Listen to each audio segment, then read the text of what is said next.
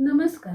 योगभास्कर Austro या ज्योतिषविषयक चॅनलमध्ये आज आपण 3 मार्च 2026 रोजी होणाऱ्या चंद्रग्रहणाविषयीची ज्योतिषीय माहिती ही जाणून घेणार आहोत.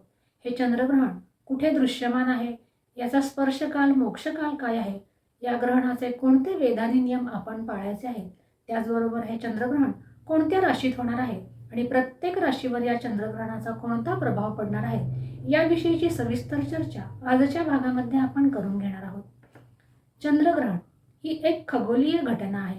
चंद्रावर जेव्हा पृथ्वीची सावली पडते तेव्हा आपण चंद्राला ग्रहण लागले असे म्हणतो.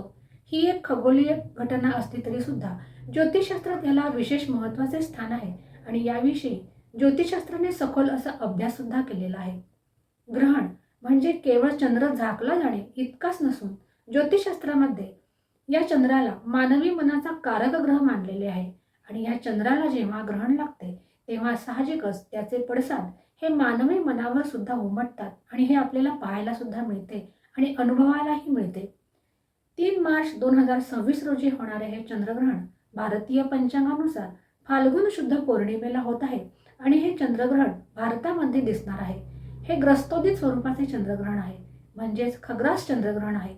यालाच ब्लड मून असे सुद्धा म्हणतात आणि म्हणून भारतात राहणाऱ्या लोकांनी या ग्रहणाचे वेद आणि सूतकाचे नियम हे पाळायचे आहेत.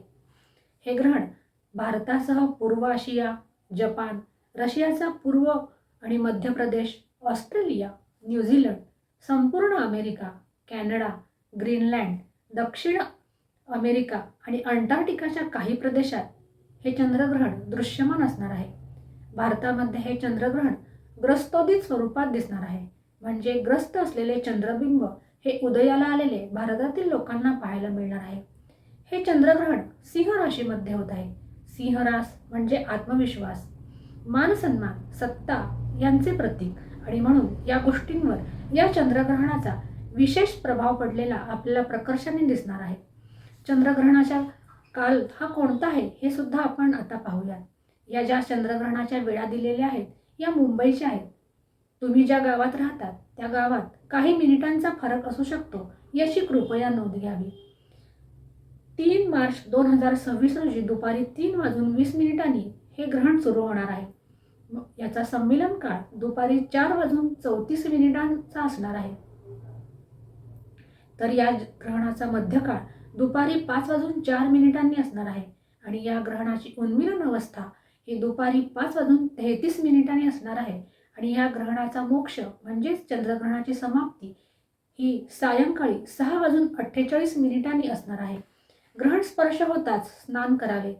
या कालखंडात आपल्या आवडत्या देवतेचा जप करावा.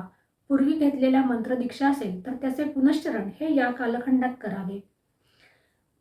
ग्रहणाच्या कालखंडामध्ये पवित्र नद्यांमधील केलेले स्नान हे सुद्धा विशेष फलदायी मानले जाते. याचा जो पुण्यकाल आहे तो चंद्रोदयापासून म्हणजे तुमच्या गावाचा जो सूर्यास्त आहे त्या कालापासून ते ग्रहण मोक्षापर्यंत असा असणार आहे आणि हा काळ अत्यंत अल्प आहे. परंतु ह्याचे जे वेधारंभ आहेत ते मात्र 3 मार्च 2026 रोजी मंगळवारी सूर्योदयापासून ते मोक्ष काळापर्यंत म्हणजे सायंकाळी 6:48 असणार आहे. ग्रहणामध्ये वेद हे पाळायचे आहेत, परंतु बाल, वृद्ध, आजारी, अशक्त व्यक्ती आणि गर्भवती स्त्रियांनी हे ग्रहण मंगळवारी सकाळी 11 वाजल्यापासून ते मोक्षापर्यंत या ग्रहणाचे वेद पाळायचे आहेत. वेदकाळामध्ये स्नान करणे, देवपूजा करणे, जप करणे, श्राद्ध त्याचबरोबर नैमित्तिक कर्मे ही करता येतात. वेदकाळामध्ये भोजनाचा निषेध सांगितला आहे, त्यामुळे या कालखंडात अन्न पदार्थांचे सेवन करू नये. मात्र या वेदकाळामध्ये इतर आवश्यक असलेले पाणी पिणे, मलमूत्रांचे उत्सर्जन करणे, झोप घेणे ही कार्ये करता येतात. ग्रहण पर्व काळामध्ये म्हणजेच आपल्या गावाचा जो सूर्यास्त आहे त्या काळापासून ते मोक्षापर्यंत म्हणजे 6:48 या कालखंडात मात्र पाणी पिणे, मलमूत्रांचे उत्सर्जन करणे या गोष्टी या करू नये. सूर्यास्त होताच स्नान करावे. या चंद्रग्रहणाच्या पर्वकालामध्ये देवपूजा करणे, तर्पण करणे, श्राद्ध, जप, होम इत्यादी गोष्टी या करता येतात. त्याचबरोबर ग्रहण समाप्ती झाल्यानंतर पुन्हा एकदा स्नान करावे, म्हणजेच त्याची शुद्धी होते. आता या ग्रहणाचे राशी परत्वे काय फल आहे हे सुद्धा आता आपण थोडक्यात पाहूया. मिथुन, तुला, वृश्चिक, मीन या राशींना हे चंद्रग्रहण शुभ फलदायी आहे. तर मेष, कर्क, धनु आणि कुंभ या राशींना मिश्र फल सांगितलेले आहे. तर वृषभ, सिंह, कन्या आणि मकर या राशींना अनिष्ट फल आहे. ज्यांना अनिष्ट फल सांगितलेले आहे त्यांनी हे चंद्रग्रहण पाहू नये. त्याचबरोबर गर्भवती स्त्रियांनी सुद्धा हे ग्रहण पाहू नये. हे ग्रहण सिंह राशीत पूर्व फाल्गुनी नक्षत्रावर होत आहे. ज्यांचा जन्म पूर्व फाल्गुनी नक्षत्रावर झालेला आहे अशांनी हे चंद्रग्रहण अजिबात पाहू नये. आता याचे प्रत्येक राशीनुसार काय प्रभाव आहेत हे सुद्धा आपण थोडक्यात पाहणार आहोत. ज्यांची रास सिंह आहे अशांनी हे ग्रहण पाहू नये. त्याचबरोबर ज्यांचा जन्म पूर्व फाल्गुनी नक्षत्रात झाला आहे त्यांनी सुद्धा हे ग्रहण पाहू नये. ज्यांच्या कुंडलीमध्ये चंद्र हा ग्रह राहू किंवा केतू यांनी दृष्ट आहे किंवा युक्त आहे अशांनी सुद्धा हे चंद्रग्रहण पाहू नये.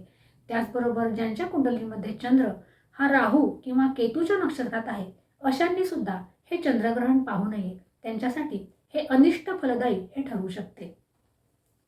प्रत्येक राशीनुसार या चंद्रग्रहणाचे काय फळ आहे हे सुद्धा आपण थोडक्यात पाहणार आहोत. मेष राशीसाठी हे चंद्रग्रहण घाई गडबडीत घेतलेले निर्णय चुकण्याची शक्यता आहे. चिडचिड ही वाढू शकते आणि मेष राशीच्या जातकांनी या कालखंडात मारुतीची उपासना करायची आहे. लाल मसूर याचे सुद्धा दान त्यांच्यासाठी श्रेयस्कर ठरणार आहे. वृषभ राशीच्या जातकांनी पैशांचे नियोजन करणे हे गरजेचे असणार आहे. त्याचबरोबर नात्यामध्ये दुरावा निर्माण करणारे असे या चंद्रग्रहणाचे फळ तुमच्यासाठी आहे. त्याचबरोबर देवी उपासना करणे, पांढऱ्या वस्तूंचे दान करणे तुमच्यासाठी हितावह आहे. मिथुन राशीच्या जातकांना मानसिक त्रास देणारे असे हे चंद्रग्रहण आहे. त्यांनी हिरव्या वस्तूंचे दान करावे. त्याचबरोबर खोटे बोलणे हे टाळले पाहिजे.